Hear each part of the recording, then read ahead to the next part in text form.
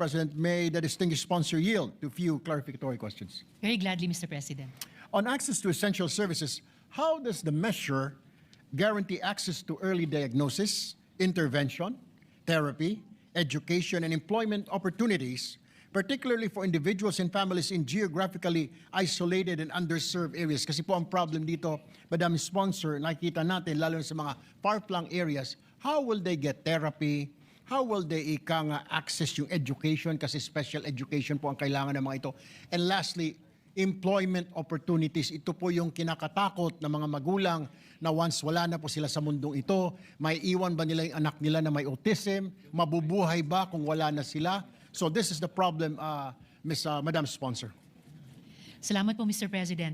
Yung pagtukoy po ng mga area, lalo na po yung geographically isolated and disadvantaged areas na sinabi ng good gentleman mula sa Palawan, ay isa po sa layunin ng panukalang batas na ito na i-diagnose at i-identify kung nasa saan yung ating mga children or persons with autism or nasa autism spectrum disorder. At tama po yung good gentleman na ninanais po ng panukalang batas na ito na pagandahin yung approach sa autism spectrum disorder, care, inclusion at support na sa lahat ng life cycles ng tao mula pagkapanganak hanggang maging senior citizen hanggang pang mamatay at sa lahat ng aspeto ng buhay, kalusugan, edukasyon, in terms of lifelong learning, empleyo, at suporta din sa family life. Okay. Sa ngayon po, Mr. President, sa mga datos ng Department of Health, wala pang tukoy sa mga GIDA areas talaga, pero bunga nitong nais nating buuing batas ay mas magiging proactive sa gano'n, na siguruhin na walang lugar na dahil geographically isolated or disadvantaged ay magiging invisible o under the radar sa planong ito, Mr. President. At ang mga institutional mechanisms and arrangements para dito ay laan din para lahat ng bahagi ng ating bansa ay mako-cover niya. Dagdag po dito, Mr. President, the bill seeks to institute po dahil hanggang sa ngayon po, wala pang polisiya para suportahan ang ASD service delivery, actually whether GIDA or not. So mapapansin po natin, Mr. President, kahit yung mga pinaka-maunlad na mga rehiyon, ay marami pong na-identify na nasa ASD spectrum, pero kulang ang service delivery sa kanila. At marami din na baka underreported, no, ang incidence ng mga kababayan nating may autism spectrum disorder at dapat ay paabutan ng mga serbisyo, Mr. President. Okay, isa pa akong katanungan. Kailangan po talaga natin ito ng isang pondo para sa implementasyon ng programa pong ito. Meron po ba tayong current program single dito? At ano po ang estimate po na kakailanganin natin to sustain this kind of program, Mr. President, Madam Sponsor? Sa ngayon po, Mr. President, the funding requirement would be based on the final National Autism Care Plan to be adopted. Inaasahan po natin na ang plano ay i-cost properly at yung requirements niya ay i-integrate sa national expenditure programs din po natin. So dadaan po talaga sa Kongreso natin. Kaya subject to the usual budget process authorization. Sa ngayon po, without government support, without pa itong planong ito, ang average diagnostic cost pa lamang po, diagnostic pa lang 7,500 pesos. And annual post-diagnostic cost, kasama na po therapy, edukasyon, medications, developmental evaluations. Para sa unang taon pa lang, 38,868 pesos. At para sa mas complex pa na kaso, at sinite po ito ni co-author Senator J.V. Ejercito, nasa 100,000 po ang annual post-diagnostic cost. Siyempre, pag pinag-uusapan natin ang kalusugan at cost, next in mind natin po, Mr. President, PhilHealth. Kung makover po ito ng PhilHealth sa kanyang Z-benefit package, halimbawa, malaking tulong na po sa bawat pamilya. Ang current benefit package po para sa children with developmental disabilities, ang amount po ay nagre-range mula sa 3,626 hanggang 5,276. Kaya talagang umaasa po tayo na madagdagan ito. Sa ganitong bills, kung magiging aware, kung magiging conscious ang ating mga national government agencies, DOH, PhilHealth at iba pa, at may legal basis sila na paghuhugutan tulad ng ganitong klaseng batas, mababawasan po ang gastos ng mga pamilya at mas matutulungan ng gobyerno, Mr. President. Okay, Mr. President, Madam Chair, isa pa pong katanungan. Kasama din po ba dito sa pag ito po ay naging batas, yung paghanap po ng trabaho or accessibility sa employment? Kasi sa ngayon po, piling-pili lamang po yung mga kumpanya, mga private organizations na tumatanggap po ng mga trainees, na mga may autism po. Karamihan pa nga po nakikita natin, we have observed is sa private sector, ngunit wala po sa pamahalaan. Maisasama po ba dito yung training at employment, siguradong trabaho? Dahil ang inyo pong lingkod, Madam Sponsor, ay may isa pong panukalang batas na magbigay po ng ilang porsyento sa pamahalaan, sa mga opisina, ng 1 or 2% na dapat i-reserve po sa mga persons with disabilities. Kasama na po ito. So, tanong po natin, may sasama po ba dyan na i-require po ang ahensya, gobyerno man o pribado, na tumanggap po ng mga tao na may kapansanan? Kasi may mga kilala po ako, mga anak nila po ay binata na po, 18, 19, nag-OJT po.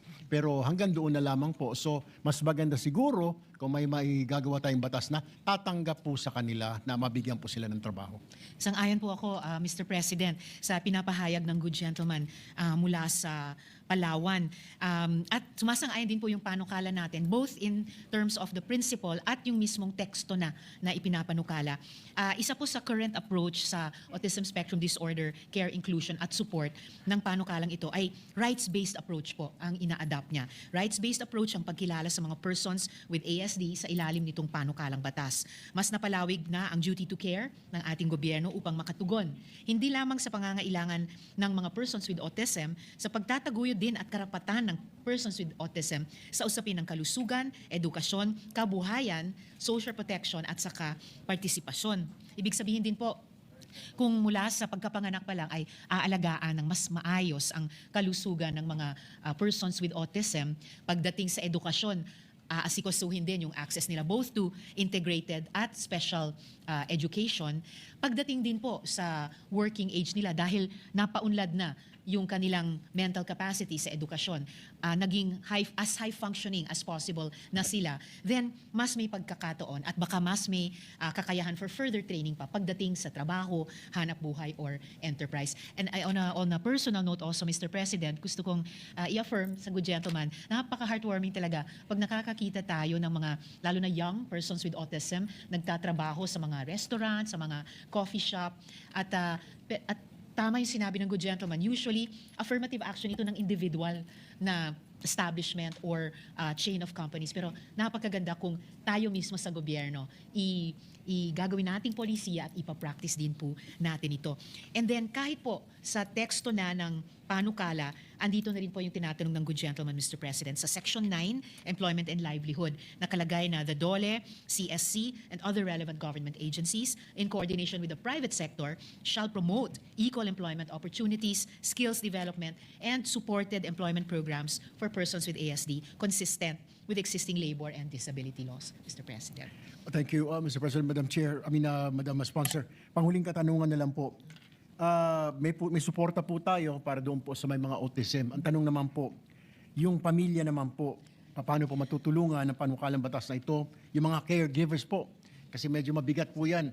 Financially, talagang malaking dagok na po sa pamilya, lalo na kung pamilya po ay naghihikahos. Araw-araw po, linggo-linggo, yung maintenance ng bata o tao na may autism, saan kukunin?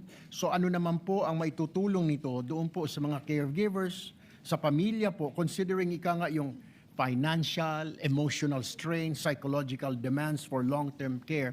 Nakapaloob din po ba sa panukalang batas na ito, Madam Chair? Opo, Mr. President, dahil batid po ng panukalang ito na talagang hindi lang yung tao na mismong may autism spectrum disorder ang humaharap sa mabibigat na hamon, pati yung mga nagmamahal, nag-aalaga, kasama niya sa pamilya at tahanan. Kaya kahit po sa anumang health condition na pag-uusapan niya rin na kailangang alagaan din yung mga nag-aalaga. At pasok po yon dito sa ating kasalukuyang Section 10, Social Protection and Community-Based Support, kung saan nakasulat, the DSWD and LGUs shall integrate persons with ASD into existing social protection, assistance, and community-based support programs and family education and counseling services, provided that the DSWD and the LGUs shall develop social welfare programs and services responsive to the emerging needs of persons with ASD, their families, and carers, Mr. President. Mr. President, with these points raised in the spirit of strengthening the measure in ensuring its effective implementation. I therefore respectfully manifest my intention to be a co-author of this bill. Thank you, Mr. President. Thank you, Madam Sponsor. Maraming salamat po, Ginoo mula sa Palawan, Ginoong co-sponsors. Salamat po, Mr. President. Mr. President, yes, Mr. President, next to interpolate is our Chair, Committee on Finance, Senator Win Gatchalian. I move that he be recognized. Senator Sherwin Gatchalian is recognized. Thank you, Majority Leader. Thank you, Mr. President. At the onset, let me commend Her Honor for coming up with this very important measure, very innovative measure that will address a reality that a lot of our families are facing right now, and this is autism. Malapit po sa puso ko ang panukalang batas na ito dahil meron din po akong pamangkin na meron pong autism at nakita ko po yung challenge sa pagpapalaki ng isang batang may autism kahit na ang pamilya ay merong kakayahan, no, meron kang pera, meron kang pondo, pero nakita ko pa rin yung challenge dahil yung mga services, yung atensyon na ibinibigay ng ating pamahalaan, no, para mabigay yung mga services na yun ay kulang pa sa ating bansa. At kaya ho, iniisip ko yung mga pamilya natin na galing po sa mahirap na pamilya ho natin, mas mahirapan ho sila kumuha ng mga ganitong serbisyo. That's why this bill is timely so that we will have a direction on how to address the needs of our children and also persons with autism. No. With that, would like to ask if Her Honor is willing to receive a few questions in support of the bill. Thank you, and very willing, Mr. President. I saw that the main point of the bill is in Section 2. This is the crafting of the National Plan of Action for Autism. Section 4, sorry. Section 4. The crafting of the National Plan of Action for Autism Spectrum Disorder. And I would like to ask Her Honor, ano ba yung mga nakita ng committee at nakita ng mga may akda nitong panukala na pagkukulang sa pamamaraan ng ating pamahalaan pagdating sa pag-a-address ng autism sa ating bansa. Dahil nakikita ko na ang konsepto nitong batas na ito is plan of action. So nakikita ko rin na kulang yung action ng ating pamahalaan. And admittedly, this is from a first-hand experience. So I want to understand from Her Honor, what are the points that were raised during the committee hearings and also during the meetings that Her Honor conducted? Salamat, Mr. President.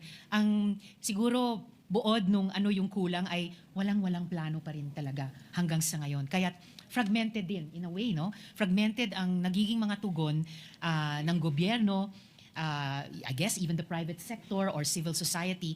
And practically, tulad ng napag-uusapan natin, Mr. President, with the good gentleman from Valenzuela at kanina with the good gentleman from Palawan, practically ang mga pamilya are on their own at nakakapag-muster na lang ng support system, circle of care around the child or person with autism ayon sa kanilang kakayahan at ayon sa kanilang kaalaman. Dahil wala pa po tayong isang pambansang polisiya sa ating bansa na pinamumunuan ng gobyerno mobilizing the resources of the different agencies to support yung mga pamilya to take care of a member or a child with autism. Kaya for the first time, sinusubukan nating gawin yon dito sa panukalang batas na ito and covering all those areas of life na pwedeng mag-fall through the cracks ang isang child or person with autism dahil hindi pa integrated yung pag-approach sa pagkupkup sa kanya.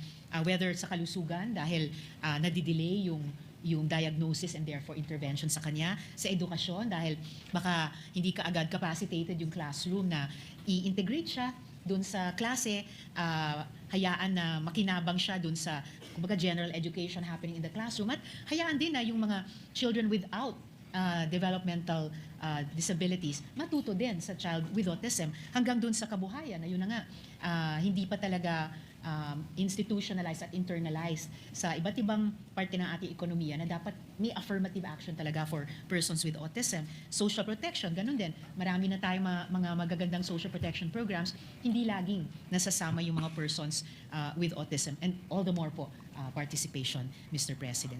Before you respond, Your Honors, did we not cover this in the law that you and I passed, Your Honor, the National Mental Health Law? Actually, Mr. President, salamat po sa pagtanong niyan dahil yung isa pong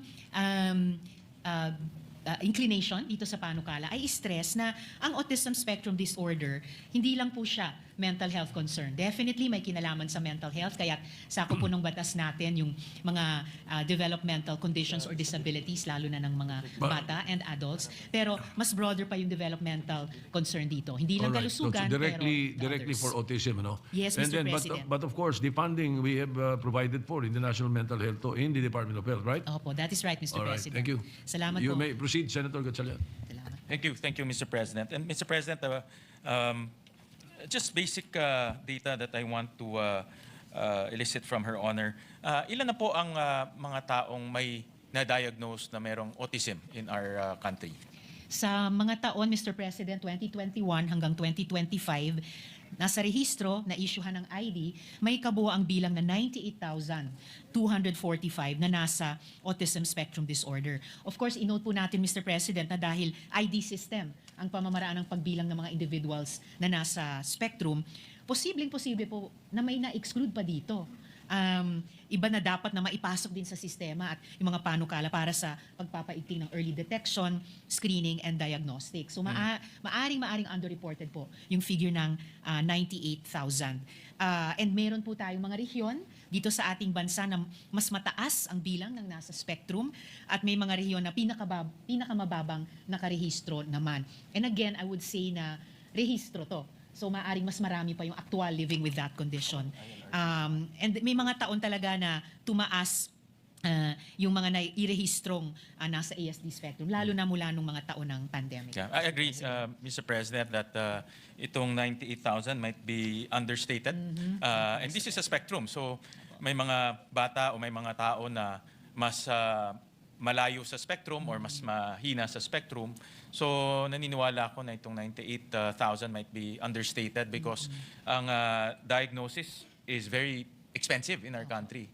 One thing we learned in Valenzuela nung nagpatayo kami ng, we call it before, yung Special Education Center, SPED Center ngayon, ILRC na.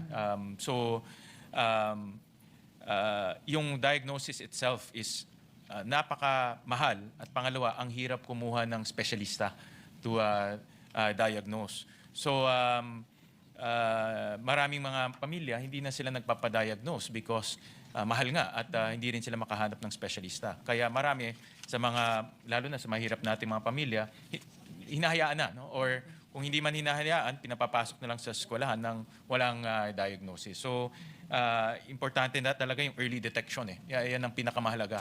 And after that, yung diagnosis kung anong intervention ang dapat ibigay doon sa bata. Ang hirap din, Mr. President, dahil sobrang kaunti kumpara sa populasyon natin ang mga developmental pediatricians. And dahil napaka-kaunti po nila at mas mataas ang demand para sa services nila simula na sa screening kaysa sa actual supply nilang mga professionals, di po ba ang daming kwento ng mga pamilya na maghihintay ng, say, 3 buwan para lang magkaroon ng isang appointment para sa kanilang anak or miyembro ng pamilya, Mr. President? Naintindihan ko, I understand that the goal of Section 4 is to come up with not only a plan, but a plan of action. Meaning there is, we will see results at the end of a certain time period and there are KPIs that will be included in the plan of action. Ang importante dito, action, hindi lang plano ng plano. So, I would like to ask Her Honor, what are the targets and timelines that will be included, or what are the KPIs? What are the KPIs that will be included in this plan of action so that it will be measurable, agencies will be accountable, and of course, during our oversight, we can now conduct oversight whether those KPIs are being reached or not. Ano yung mga KPIs na nakikita ng Her Honor in the committee so that we will have meaningful results in the plan of action? Mr. President, ina-anticipate po natin na yung unang phase ng implementation at kung saan natin susukatin, i-expect at susukatin yung pagkamit ng mga key performance indicators ay sa loob ng unang 3 taon ng pagpapatupad ng batas na ito kung maipasa na po siya. At kaugnay nung point na ni-raise ni Senate President kanina, ina-anticipate, for example, na ang Department of Health magdi-deliver ng services for persons with autism primarily through the National Mental Health Program. So these would include the